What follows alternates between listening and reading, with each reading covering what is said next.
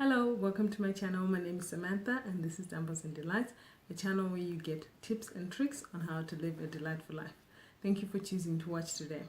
If you like this video, please give it a thumbs up, and if you're new here, please don't forget to subscribe and hit the notification bell so that you get updates when I update on Wednesdays. So this week we're going to be talking about money mistakes. In the month of March, I ran a series which is the Fit Money series, and I shared tips on how I saved money, how I saved money for travel, how I budget, and the most important one, how I paid off my car in less than 2 years. So this came as a special request because many of my subscribers were like, how did you do it? It's almost like you didn't make any mistakes. So I thought, let me share with you. I've made mistakes and I've recovered from them. I've learned from them. And I know in the future I am going to make some more mistakes because I'm human. But the thing about making mistakes is to learn from them and to grow from them. So what are the few mistakes that I've made? I think they're about 5 or 6. And the first one is impulse buying. Now, yes, impulse buying is something I used to do quite a lot. I would get into the store and be like, oh, nice shoes, I like them, and buy them. The worst part though is sweets in the supermarket, because there you are standing waiting and they look also yummy and delicious, ready for you to buy. And most of the stuff is like $10, $20, and you've got, I've got small change, and you buy. So how did I curb this? For impulse buying, especially with clothes and shoes, I started making a list of things that I wanted, and then I would put it in my budget.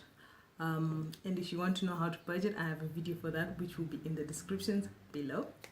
And then for impulse buying of sweets and little food items, I've made sure that when I go to the store, I'm not hungry. So I'll either have something just before I go shopping or drink something that will make me full, so I don't have that craving. And I generally no longer have sweets around me now. I mean, I like them, but it's become easier with time not to eat sweets all the time. It's not like part of a cheat meal. So also having a diet plan or a meal plan that helps me has been able to guide me from just spending carelessly on sweets. Then the next one is not having insurance. I did this particularly with my cell phone, one of the cell phones that I had, and then the cell phone got damaged, and I couldn't replace it quickly enough, So I've learned my lesson. With the new contract or with my car, I get insurance. Yes, insurance can be expensive, and sometimes it feels like a pointless spending, like I'm spending all this money but nothing's happening. But now I see the value of it, because if something happens, I'm covered for that. And obviously doing a little bit of research before you commit to a particular insurance company would help you, because insurance companies do tend to be dodgy. And so yeah, find a good provider. I am currently with Dial Direct for my car, and for not using loyalty programs. Now, I would forget my cards. I would sign up for the programs, but then I would forget my cards at home, not put them in my wallet, that kind of thing. And loyalty programs, it feels like it's a lot of work carrying around all these cards. You've got, like for me, I've got a Discount card, I've got a Clicks card, I've got an eBucks card, I've got a Smart Shopper card. Okay, that's not a lot. That's about 4. Oh, I've got a Spare card. I used to have a Woolworths card. I had a thank you card, the Edgar's one, Edgar's CNA Jet card. That one, I used to also have that. And the best is just when you go to those stores, you swipe.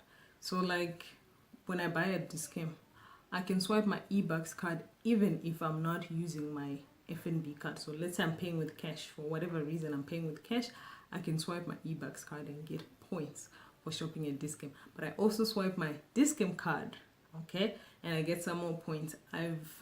One time, because I used my loyalty cards properly. I went to Pick and Pay without money. I don't know why I didn't have money. Like, I think I left my wallet somewhere, or I didn't have enough cash. I can't remember exactly. I didn't have enough cash for the items that I selected. And then I converted my points and they paid for what I needed, and I didn't have to spend any extra cash, which at that day I didn't actually have. Yeah.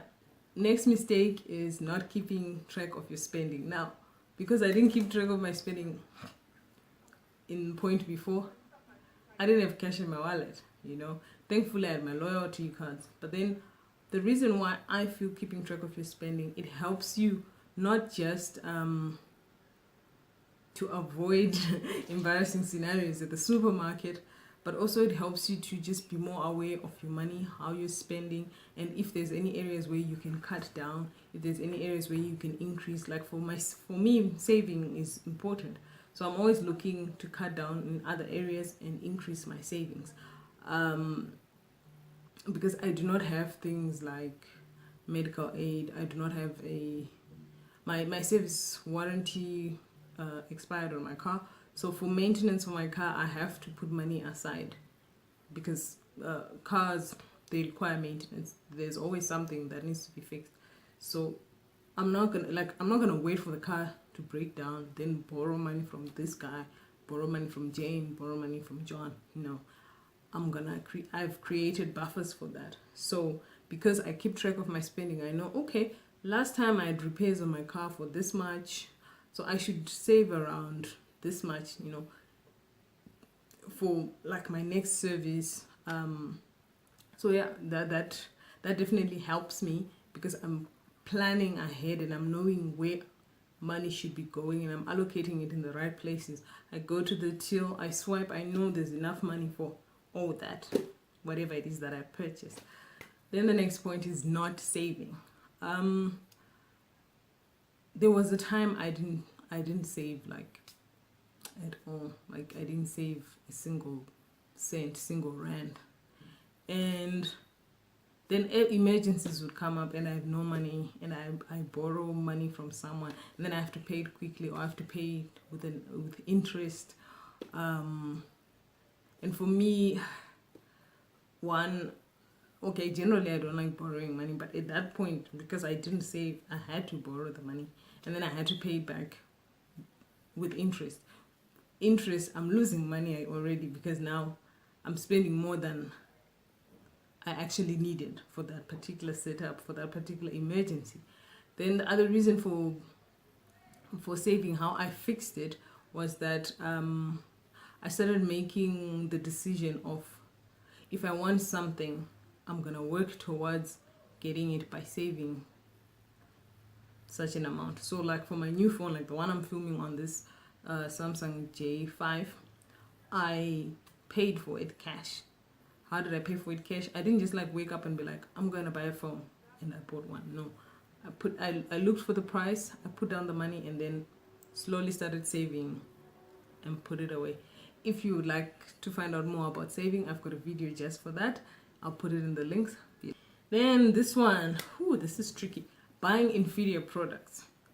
So sometimes you buy something because of the price, like it's cheap, dirt cheap, and then you get home, you wait 2-3 days, and then it rips apart, or it just gets damaged somewhere, somehow. But because it was so cheap, you can't return it. It was so cheap, you were so excited. You're just like, this is cheap. However, the tricky part about this is you can't really know that something is inferior. Like this tank top, I bought it for 20 rand. Well, it was a while back, but even then it was cheap, and I've had it for about 6 years. So it was cheap, but it was not inferior. It's now up to you to determine what is inferior. And just because it's a large brand or it's expensive doesn't mean it's high quality either. You would have to assess the products for yourself and determine whether they're worth buying product, you know. So take the time when you're shopping to think about what you want, the quality you're looking for, and then do the shopping. So I guess the advice would be, don't shop when you're in a rush. So, which I guess is another mistake, shopping in a rush. Shopping in a rush, it takes away from the decision making process. You can't really think. You're either excited, you're either trying to get somewhere quickly, and then that's how you end up buying things you don't want, things that are poor quality, things you don't need. Yeah. And another mistake is not like when I started doing my budget before, I was very strict with my budget, very strict. So I didn't have money. I didn't set aside money for fun or money for splurging. That for me, I feel is a mistake, because then when the budget is too constricting, too restrictive, you stop budgeting. You stop looking at things instead of allocating money for that stuff. So in my budget, if you watch my how to budget video, which will be in the links below, you will know I have a miscellaneous. So this is for things that I might be interested in getting, for events I might be interested in going to, and I'm prepared for them. So I have the money for that. Fun. It's basically fun money. Fun money. I always have that in my budget. Fun money. Yeah. So those are my mistakes, for my money mistakes and how I fix them. If you enjoyed this video, please give it a thumbs up. And if you haven't subscribed, please do. Thank you so much for watching, and have a good one. Bye.